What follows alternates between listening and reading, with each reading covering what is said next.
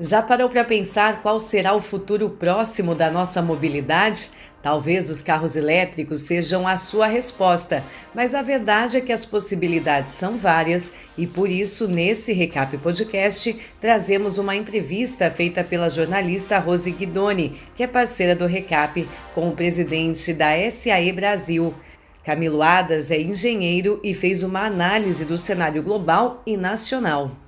Existe uma série de tecnologias em desenvolvimento no mundo inteiro. Cada empresa está apostando e acreditando mais em alguma tecnologia. Então a gente vai ter a eletrificação, os biocombustíveis. Na eletrificação tem várias formas de eletrificar. Existem as baterias tradicionais, existem os veículos híbridos, propulsão elétrica mais com base na transformação do hidrogênio, usa menos carbono, ou usa um carbono neutro. Nos biocombustíveis a gente vai ter os biogás, os biometanos, e também tem as formulações intermediárias de biocombustível, fundamentalmente com etanol e outras tecnologias. Então, quando a gente olha o mundo desenvolvido, Europa principalmente, algumas coisas da China, está indo para a eletrificação. Seja ela por baterias, seja ela por hidrogênio, e aí a principal discussão é a matriz energética de cada região, de cada país. Tem países que têm uma matriz energética baseada nas hidrelétricas, tem países que têm uma matriz energética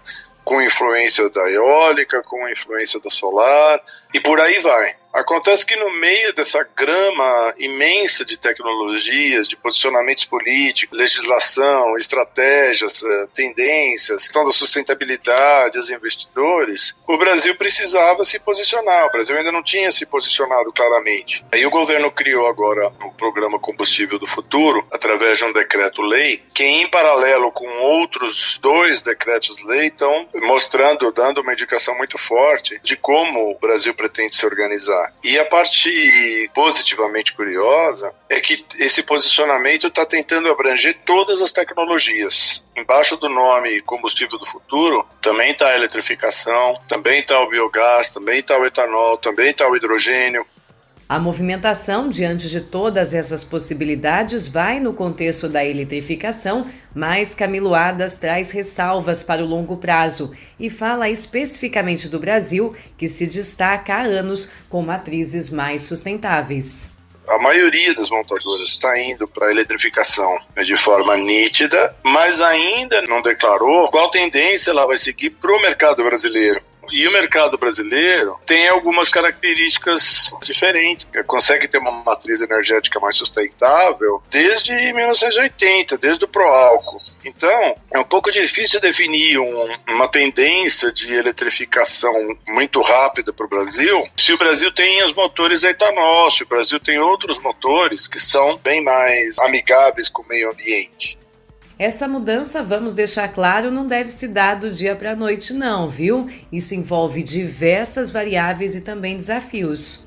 Não adianta achar que no curto prazo uma substituição da matriz energética vai acontecer independente daquilo que a gente tem no Brasil. Então a Petrobras tem o combustível fóssil com uma das formulações mais sustentáveis do mundo, e a riqueza que a Petrobras gera para o Brasil não é algo que possa ser substituído da noite para o dia. Então, quando eu falo que, além da questão dos mercados, tem a questão do prazo, em que prazo essas tecnologias vão conseguir chegar no Brasil? Primeiro, tem a questão da Petrobras. Segundo, tem a questão da gente já ter uma matriz de combustíveis com sustentabilidade. O etanol e possíveis desdobramentos do uso de mais matéria orgânica no combustível mineral, com os biocombustíveis, etc. Isso, assim, vai exercer uma forte influência no governo para as tendências de política energética. A questão é como fazer isso em sintonia ou em dessintonia do que o resto do mundo está fazendo. Você vai ter dificuldade de ter uma estratégia, um investimento em estratégias específico para o mercado brasileiro se considerar apenas os volumes do mercado brasileiro. Você depende da exportação. Esse quebra-cabeças ele não vai se resolver da noite para o dia. Nessa entrevista também foi abordado o etanol como uma alternativa para veículos elétricos híbridos. Adaptar um motor para uma versão híbrida à base de etanol brasileira já está feito. Então o desafio não é esse. O desafio é: esta tecnologia é suficiente para atingir as metas necessárias até 2050? O presidente da SAE Brasil compara o que nós estamos vivendo hoje a um momento histórico de transformação, em que a mudança de paradigma é fundamental. Nós estamos aqui no mundo da SAE. Imagina em 1905, quando a SAE International foi fundada lá nos Estados Unidos. Ela foi fundada por pessoas como o Henry Ford, os irmãos Wright da aviação e o Thomas Edison da eletrificação. Então, o Thomas Edison tinha que convencer para sair da lamparina com óleo a baleia e ir para a lâmpada elétrica. O Henry Ford tinha que convencer para sair do uso do cavalo, da carroça e da bicicleta em grande escala e ir para o veículo motorizado. Os irmãos Wright tinham que convencer as pessoas a voar. E aí eles perceberam que eles não estavam com um desafio simples, eles criaram uma associação para discutir como fazer a conscientização para a troca da tecnologia. Nós estamos vivendo exatamente o mesmo momento. A tecnologia está mudando de uma certa forma, impulsionada pela importância das mudanças climáticas, que se não houver um processo de total mudança dos paradigmas de mobilidade, sem uma mudança de paradigma, não vai haver transição necessária. E se não houver a transição necessária, a gente tem o problema das mudanças climáticas, do aquecimento global. Agora, quais são as alavancas, quais são os triggers para essa mudança de paradigma?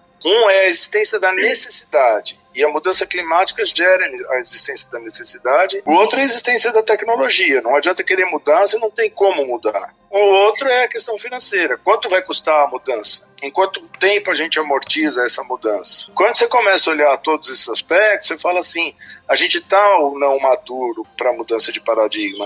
Eu te digo que sim, porque todo mundo já percebeu. Não é mais uma questão de... Sabe, quando a gente ia em congresso 20 anos atrás, quando a gente ia em congresso 10 anos atrás, isso já se discutia. Qual é a grande mudança dos últimos anos? A grande mudança é que se percebeu que a mudança climática está realmente absurda, e essa conscientização atingiu massa crítica. A partir disso começa a repriorização de investimentos para você gerar novas tecnologias. E a próxima coisa é, essas tecnologias têm que ser viáveis economicamente. E isso está acontecendo extremamente rápido.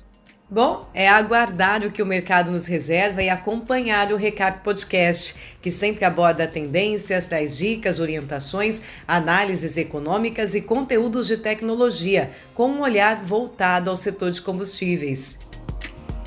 Gláucia Franchini para o Recap Podcast, abastecendo a revenda com informação em poucos minutos.